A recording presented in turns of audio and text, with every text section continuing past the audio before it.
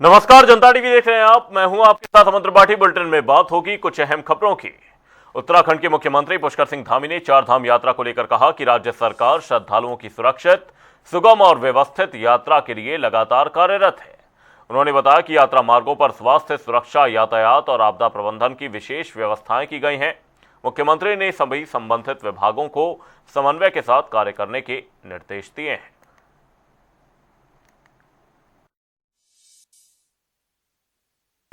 देखिए, मानसून हमेशा से हमारे राज्य में हमारे लिए बहुत चुनौती होता है। इसलिए मानसून की तैयारियों के संबंध में आज विस्तृत रूप से आपदा प्रबंधन ने समन्वय करते हुए सभी विभागों के साथ बैठक की है। सभी विभागों ने अपनी तैयारियां मानसून को लेकर जो करी हैं, आने वाले समय में कहां पर किस प्रकार की चुनौतियों का सामना करना पड़ सकता है, कौन सी आवश्यकताएं हो सकती हैं, सड़क, परिवहन, बिजली, पानी, खाद्य विभाग, हमारे लोक निर्माण विभाग, एसडीआरएफ, एनडीआरएफ, बीआरओ, सभी विभाग थे और सभी ने अच्छी तैयारी की है।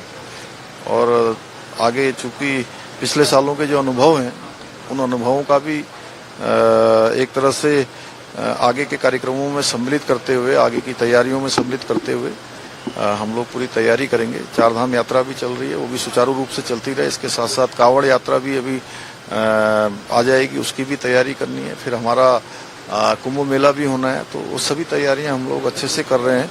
और अच्छी बात यह है कि ब्रिक्स सम्मेलन में हमारे राज्य के जो आपदा प्रबंधन का जो हमारा मॉडल है, उसकी सराहना हुई है। हमारा उससे प्रोत्साहन हुआ है राज्य का, चाहे वो धराली में आपदा में जिस समय पूरी मशीनरी ने काम किया हो या सिलकारा टनल के रेस्क्यू अभियान में काम किया हो, वो सभी आज देश और दुनिया की नज़र में आए हैं। मैं सभी को उसके लिए बधाई भी देता हूँ।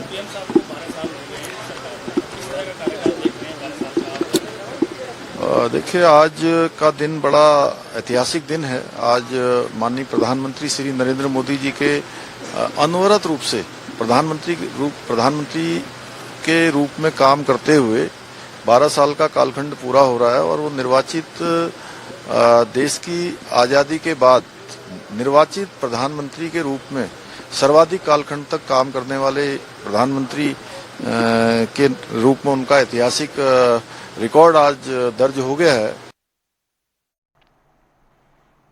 नैनीताल जिले में पर्यटन सीजन के चरम पर पहुंचने के साथ सड़कों पर वाहनों का दबाव लगातार बढ़ रहा है। नैनीताल, भीमताल, भवाली और कैंची धाम में रोजाना बड़ी संख्या में पर्यटकों की मौजूदगी देखी जा रही है। यातायात व्यवस्था को सुचारू बनाए रखने के लिए पुलिस विशेष ट्रैफिक प्लान और डायवर्जन व्यवस्था लागू कर रही है। सुरक्षा और ट्रैफिक नियंत्रण को देखते हुए कैंची धाम और नैनीताल नगर क्षेत्र में टैक्सी, बाइक संचालन पर पूर्ण प्रतिबंध लगा दिया गया है। पुलिस ने पर्यटकों से ट्रैफिक एडवाइजरी का पालन करने और निर्धारित पार्किंग का उपयोग करने की अपील की है। नैनीताल और आसपास के क्षेत्रों में पूरे जनपद में ही इस समय टूरिस्टों का आवागमन काफ़ी ज़्यादा है। बच्चों की छुट्टियां हो गई हैं, इस कारण से पर्यटकों की संख्या के साथ वाहनों का काफ़ी दबाव पूरे नैनीताल जनपद में दिखाई दे रहा है। हमारे द्वारा ट्रैफिक प्लान ऑलरेडी जारी कर दिया गया है। इस प्लान के अंतर्गत ये व्यवस्था की गई है, जब तक इन स्थानों पे, चाहे वो नैनीताल हो, रामनगर हो या कैंची धाम हो, इन जगहों पे जब तक आंतरिक जो हमारी पार्किंग्स हैं, जो इंटरनल पार्किंग्स हैं, वो जब तक फुल ना हो जाएं, तब तक हम वाहनों को वहाँ आने दे रहे हैं पर्यटकों के साथ। जैसे ही ये पार्किंग्स फुल हो रही हैं, जो आउट साइड में हमने पार्किंग्स डेजिग्नेट की हैं टेम्पोररी, उन जगहों पे वाहनों को रोका जा रहा है और वहाँ से शटल के माध्यम से शहर के अंदर प्रवेश कराया जा रहा है। हरिद्वार के बहादुराबाद थाना क्षेत्र में शनिदेव मंदिर के पास जमीन पर कब्जे को लेकर दो पक्ष आमने सामने आ गए, जिससे क्षेत्र में तनाव की स्थिति बन गई है। आरोप है कि एक पक्ष ने जमीन पर दावा जताते हुए बैनर लगाकर कब्जा करने का प्रयास किया। वहीं सूचना मिलने पर दूसरे पक्ष ने पुलिस और प्रशासन को शिकायत दी। मौके पर पहुंची पुलिस और प्रशासनिक अधिकारियों ने कब्जे के लिए बैठे लोगों को हटाकर हालात नियंत्रित किए। क्षेत्र में भारी पुलिस बल तैनात रहा और प्रशासन पूरे मामले की जांच कर रहा है।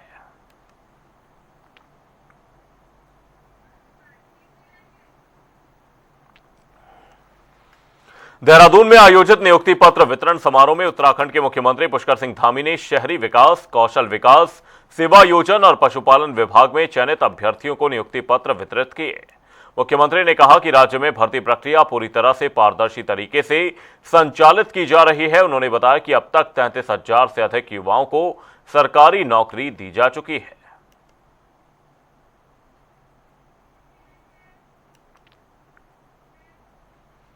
उत्तराखंड के आपदा प्रबंधन मॉडल को ब्रिक्स सम्मेलन में अंतर्राष्ट्रीय स्तर पर सराहना मिली है। विशेष रूप से सिलक्यारा टनल रेस्क्यू अभियान के दौरान प्रदर्शित समन्वय, तकनीकी दक्षता और प्रबंधन की प्रशंसा की गई। इस उपलब्धि पर उत्तराखंड के मुख्यमंत्री पुष्कर सिंह धामी ने प्रधानमंत्री मोदी के मार्गदर्शन का आभार व्यक्त किया। उन्होंने कहा कि 17 दिनों तक चले इस चुनौतीपूर्ण अभियान की सफलता में वैज्ञानिकों, टेक्नीशियनों, एनडीआरएफ, एसडीआरएफ, राज्य और केंद्र सरकार के अधिकारियों और जनप्रतिनिधियों की महत्वपूर्ण भूमिका रही। मैं ब्रिक्स सम्मेलन में जो चर्चा हुई है और उसमें उत्तराखंड का नाम और यहाँ के मॉडल को प्रमुखता से स्थान मिला है, प्रमुखता से उसकी सराहना हुई है। मैं इसके लिए आदरणीय प्रधानमंत्री जी का धन्यवाद करता हूँ सबसे पहले तो, क्योंकि उनके मार्गदर्शन में हमने सिलक्यारा टनल का रेस्क्यू अभियान संपन्न किया था। इसके साथ साथ पूरे रेस्क्यू अभियान के दौरान राज्य सरकार, भारत सरकार, हमारी एनडीआरएफ, एसडीआरएफ, अनेक सारे संस्थान, हमारे वैज्ञानिक, टेक्नीशियन, प्रशासन के अधिकारी, जनप्रतिनिधि सभी ने बहुत बड़ा योगदान दिया। मैं उन सभी को बधाई देता हूँ, उन सभी को शुभकामनाएं देता हूँ जिन्होंने इस अभियान को संपन्न कराने में 17 दिनों तक अनवरत रूप से रात दिन काम किया। और एक छोटे से छोटे व्यक्ति से लेकर सभी लोगों ने, जिन्होंने भी इस अभियान में अपना सहयोग दिया, वो सभी बधाई के पात्र हैं। देहरादून में बढ़ती महंगाई के विरोध में युवा कांग्रेस ने प्रदेश महासचिव स्वाति नेगी के नेतृत्व में एस्ले हॉल चौक पर धरना प्रदर्शन किया। इस दौरान बड़ी संख्या में कार्यकर्ता और पदाधिकारी सड़कों पर उतरे तथा रसोई गैस, पेट्रोल, डीजल और दैनिक उपयोग की वस्तुओं के खिलाफ बढ़ती कीमतों को लेकर आवाज उठाई। स्वाति नेगी ने केंद्र और राज्य सरकार पर निशाना साधते हुए कहा कि लगातार बढ़ती महंगाई से आम जन परेशान है, जबकि लोगों की आय में अपेक्षित वृद्धि नहीं हो रही। उन्होंने सरकार से आम जनता को राहत देने की मांग की है। बहुत ही बुरे दौर से गुजर रहा है और जो की सरकार है वो सिर्फ विज्ञापन तक सीमित है। वो विज्ञापन कर करके अपनी पीठ चपकाने में लगी है। महंगाई का इतना बुरा हाल है, सिलेंडर के दाम है, पेट्रोल के दाम है, बढ़ते ही जा रहे हैं और आम जन की आय बढ़ने का कोई स्रोत नजर नहीं आ रहा है। जितने भी युवा है वो बेरोजगार है, जितने भी पेपर प्रदेश की सरकार करवा रही है वो नहीं कर रही है। तो पूरा प्रदेश स्वास्थ्य की समस्या है, ये सुरक्षा की समस्या है, पूरा प्रदेश जो समस्याओं से बेहाल है। लेकिन वो भाजपा की सरकार है, उसका ध्यान सिर्फ विज्ञापनों की ओर है। तो हम निवेदन करेंगे बीजेपी की सरकार से और माननीय पुष्कर सिंह धामी जी से कि बढ़ती महंगाई है उस पर भी ध्यान दें, जो करने का काम है वो करें। उत्तरकाशी जनपद में मतदाता सूची को शुद्ध और त्रुटि रहित बनाने के लिए एसआईआर अभियान शुरू हो गया है। चुनाव आयोग के निर्देश पर यह अभियान 7 जुलाई तक चलेगा। आपको बता दें कि दूरस्थ गांव जखोल सहित पूरे जिले में बीएलओ घर घर जाकर गणना प्रपत्र वितरित कर रहे हैं। बीएलओ न केवल प्रपत्र देंगे बल्कि उन्हें वापस लेकर मतदाता सूची में दर्ज नाम, आयु और पते का सत्यापन भी करेंगे। नागरिक मौके पर ही सही विवरण के साथ भरे हुए प्रपत्र बीएलओ को सौंप सकेंगे।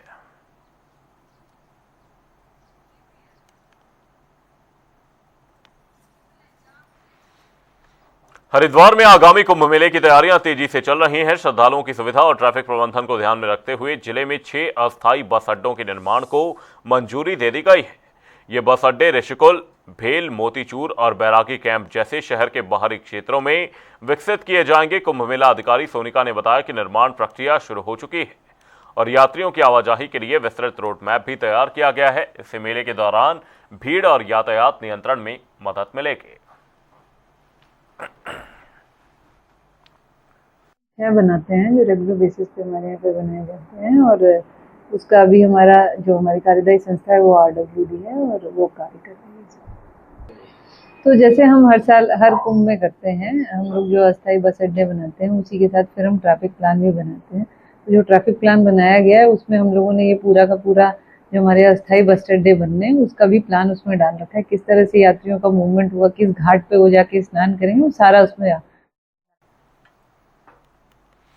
वहीं बात होगी अगली खबर की। देहरादून में आयोजित समाधान दिवस में जिलाधिकारी डॉक्टर आशीष चौहान ने 194 शिकायतों की सुनवाई कर अधिकारियों को त्वरित और समयबद्ध निस्तारण के निर्देश दिए। भूमि विवाद, अतिक्रमण, ऋण माफी, पेयजल, आर्थिक सहायता और विधिक संरक्षण से जुड़े मामलों को प्राथमिकता पर लेने को कहा गया। इसी के साथ स्वास्थ्य विभाग को विशेष चिकित्सा शिविर लगाने और गर्भवती महिलाओं के लिए माइक्रो प्लान तैयार करने के निर्देश दिए गए। वहीं मानसून तैयारियों, सड़क मरम्मत, नदियों के चैनलाइजेशन और महिलाओं की सुरक्षा के लिए भी संबंधित विभागों को आवश्यक दिशा निर्देश दिए गए। संबंध में बात करें तो आज 191 तो रजिस्टर्ड और उसके अलावा भी ऑलमोस्ट 200 के आसपास हमारी कुल शिकायतें प्राप्त हुई है और उनमें से कई सारे ऐसे मैटर्स थे जो इमीडिएटली रिजॉल्व किए जा सकते थे, उन्हें उसी टाइम में निस्तारित किया गया। और मेनली अगर हम बात करें तो लोगों के लैंड डिस्प्यूट्स या बाउंड्री डिस्प्यूट्स और इस तरीके के मैटर थे, तो इस संबंध में मेरे द्वारा एसडीएम्स को पहले ही निर्देशित किया गया और आज भी जो एसडीएम्स वीसी के थ्रू या फिजिकली प्रेजेंट थे उन्हें डायरेक्शंस दिए गए। और इसके अतिरिक्त अगर हम बात करें तो फाइनेंशियल इश्यूज़ को लेके भी कुछ शिकायतें थी, तो मेनली जो फोकस है वो इन्हीं एस्पेक्ट्स पे था। हरिद्वार अर्धकुंभ 2027 को लेकर राजनीतिक बयानबाजी तेज हो गई है। कांग्रेस के पूर्व विधायक राजकुमार ठुकराल ने एक जनसभा में बीजेपी सरकार पर गंभीर आरोप लगाते हुए कहा कि सत्ता के लिए अप्रिय घटनाएं कराई जा सकती हैं। उनके इस बयान पर बीजेपी विधायक विनोद चमोली ने कड़ी प्रतिक्रिया दी। चमोली ने आरोपों को निराधार बताते हुए कहा कि अर्धकुंभ शांतिपूर्ण और बेहतर व्यवस्थाओं के साथ आयोजित होगा। उन्होंने कांग्रेस पर भ्रम फैलाने और माहौल खराब करने का भी आरोप लगाया।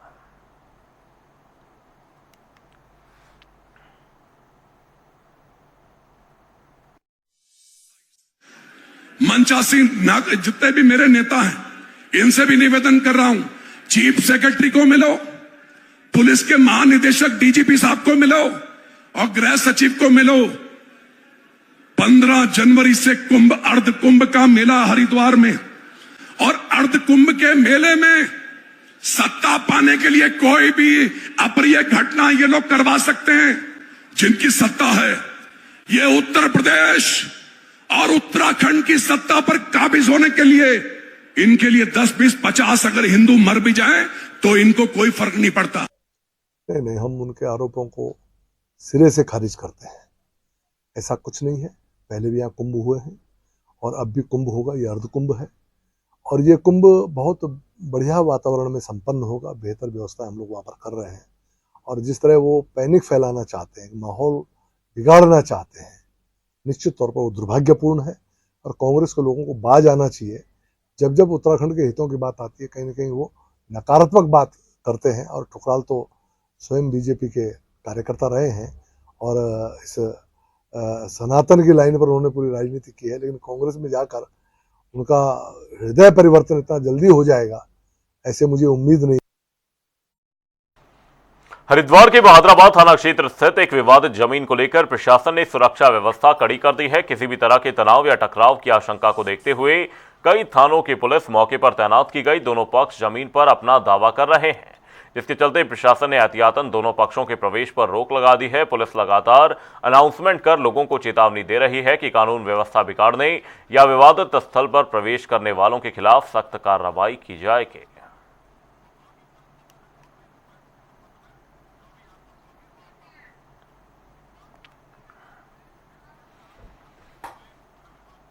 धर्मनगरी हरिद्वार में वेज बिरयानी नाम को लेकर विवाद गहराता जा रहा है। साधु संतों और विभिन्न सामाजिक संगठनों ने शाकाहारी व्यंजन के लिए वेज बिरयानी की जगह वेज पुलाव नाम इस्तेमाल करने की मुहिम शुरू की है। कार्यकर्ता शहर भर में दुकानों और ठेलों पर वेज पुलाव के पोस्टर लगा रहे हैं। उनका कहना है कि बिरयानी शब्द पारंपरिक रूप से अलग प्रकार के व्यंजन से जुड़ा है। इस अभियान को कुछ मुस्लिम संगठनों का भी समर्थन मिला है। संपूर्ण मायापुर क्षेत्र में जो हरिद्वार का संविधान है 6 किलोमीटर का दायरा, उस दायरे के भीतर चलाया जाए। दुकानदारों को इस पर क्या प्रतिक्रिया है? नहीं, बहुत अच्छी प्रतिक्रिया, बोले प्रसन्न है वो लोग, तो बुला के लगवा रहे हैं कि गुरुजी लगवाओ। हम तो चाहते हैं कि आप लोग भी आगे खामें, क्या कि बिरयानी शब्द में एक मांसाहार और जिहादी मानसिकता झलकती है। तो हमारी हिंदू बहू बेटियाँ मतलब बेझिझक ऐसे स्थानों पर आना पसंद नहीं करती। मेरा नाम सूफी नौशाद अली साबरी है। मैं राष्ट्रीय सूफी संत फाउंडेशन का राष्ट्रीय अध्यक्ष हूँ। भैया, ये जो अभियान चल रहा है इसमें राष्ट्रीय सूफी संत फाउंडेशन का पूरा समर्थन रहेगा। हम पूरे तरीके से संतों के साथ है। और जो बिरयानी और पुलाव है, पुलाव शब्द जो है ये भी फारसी का है और बिरयानी भी, लेकिन फारसी ने ये संस्कृत से लिया है। पुलाव जो है पुलाव से आया है, चाहिए उबले हुए चावल, तो पुलाव ही शब्द सही है। हम लोग पुलाव शब्द को समर्थन देते हैं। हरिद्वार के सराय ग्राम में घर की पानी की टंकी में 27 सांप के बच्चे मिलने से हड़कंप मच गया। सांपों को देखकर परिवार के लोग दहशत में आ गए और तुरंत वन विभाग को सूचना दी गई। मौके पर पहुंचे स्नैकमैन तालिब और भोला ने सभी सांपों का सुरक्षित रेस्क्यू किया। स्नैकमैन के अनुसार ये चकट कीलबैक प्रजाति के सांप हैं, जिन्हें पानी का सांप भी कहा जाता है। रेस्क्यू के बाद सभी सांपों को सुरक्षित स्थान पर छोड़ने के लिए वन विभाग की टीम अपने साथ ले गई।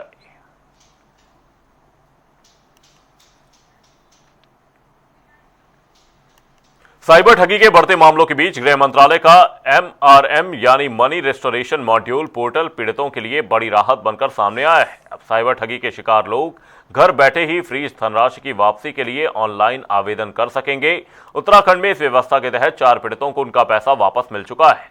वहीं STF ने लोगों से अपील की कि साइबर ठगी होने पर तुरंत 1930 हेल्पलाइन और राष्ट्रीय साइबर क्राइम पोर्टल पर अपनी शिकायत दर्ज कराएं। जो साइबर अपराध में जो विक्टिम फंस जाते हैं और वो शिकायत जब हमारे जो 1930 की जो हेल्पलाइन है, अगर वो समय रहते उस पर शिकायत दर्ज करते हैं तो कहीं ना कहीं जो अमाउंट होता है उसका कुछ प्रतिशत जो है होल्ड हो जाता है। और साथ ही साथ अगर उसमें बड़ा अमाउंट होता है तो उसमें इन्वेस्टिगेशन चलने के बाद जो है विधिक प्रक्रिया की जाती है। लेकिन ऐसा देखा गया प्राय कि छोटे छोटे अमाउंट विक्टिम के जब होल्ड जाते हैं और वो उनको किस तरह से प्राप्त करें वापस, क्योंकि किसी के साथ अगर फ्रॉड हुआ उसका कुछ भी अमाउंट परसेंटेज 20-30-40% बच जाता है तो कहीं ना कहीं वो रिफंड होना चाहिए। इसको देखते हुए जो MRM मनी रेस्टोरेशन मॉड्यूल को शुरू किया गया, जिसमें विक्टिम जो है अगर उसका एक बैंक खाते में 50,000 से कम का होल्ड है, 50,000 से कम, या विभिन्न अकाउंट में भी 50,000 से कम है, या अलग अलग अकाउंट को जोड़ने पर भी वो एक अकाउंट में 50,000 से कम है, तो वो उसका क्लेम खुद कर सकता है। इसके लिए जो है गृह मंत्रालय द्वारा जो है https करके MRM.ncrp.gov.in पर जो है mha.gov.in पर जो है वेबसाइट पर जा सकते हैं। MRM मॉड्यूल उस पर जो है सिटीजन अपना लॉगिन कर सकते हैं। लॉगिन करने के बाद उनका कोई रिफ़ंड, उस पैसा होल्ड हुआ साइबर अकाउंट का, तो वो रिफ़ंड के लिए वहाँ पर क्लिक करेंगे और इसके बाद अपना पैन कार्ड की कॉपी लगाएंगे और जिस बैंक में उनका रिफ़ंड होना है सीधे मेल वहाँ पर फॉरवर्ड हो जाती है। उनको एक्नॉलेजमेंट नंबर भी मिल जाएगा। तो इस तरह उनका जो साइबर फ्रॉड का जो पैसा है वो डायरेक्ट उनके दिए हुए अकाउंट में कुछ समय बाद इंक्वायरी के उपरांत जो है वापस आ जाएगा। धर्मनगरी हरिद्वार के हर की पौड़ी क्षेत्र में एक महिला के साथ मारपीट का वीडियो सोशल मीडिया पर तेजी से वायरल हो गया। बताया जा रहा है कि महिला पिछले 15 दिनों से घाट पर पूजा पाठ कर रही थी। सोमवार सुबह पूजा के दौरान किसी बात को लेकर उसका एक युवक से विवाद हो गया, जो बाद में मारपीट में बदल गया। पूजा करने आते अधिक मास के लिए 1 महीने के लिए यहाँ रुके हैं, ठीक है। तो रोज पूजा करने आते बेटा, वहाँ जो जगन्नाथ स्वामी जी का मंदिर है हर की पौड़ी पे, उसी के पीछे एक पीपल का पेड़ के नीचे शिव जी हैं, वहाँ जाके मंदिर करते। तो एक लड़का रोज आता, 30 साल के लगभग उसकी उम्र होगी, ठीक है। तो कहीं कुछ ऐसे अलग तरीके से टच करता हम लोगों को। कुछ जो है बबीना, झांसी बबीना की थी, अधिक मास चल रहा है तो ये कई दिन से यहीं पे स्नान ध्यान कर रही होंगी। तो इसी बात को लेके वहाँ पे कोई व्यक्ति है, उसके साथ कोई उनकी कहासुनी हुई है, वो जानकारी की जा रही है। लेकिन वो वीडियो जो सोशल मीडिया पे वायरल हो रहा है उस संबंध में तहरीर प्राप्त हो गई है और उस संबंध में मुकदमा पंजीकृत कर कार्रवाई की जा रही है।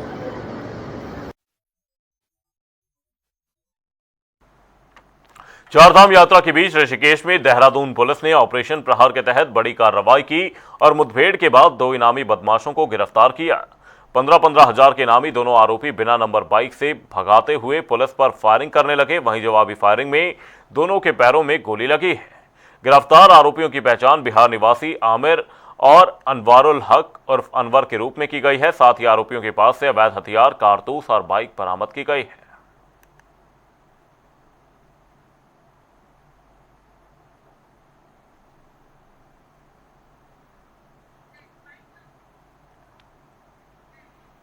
बुलेटिन में फिलहाल के लिए सिर्फ इतना ही, रुकेंगे एक छोटे से ब्रेक के लिए। देखते रहिए जनता टीवी।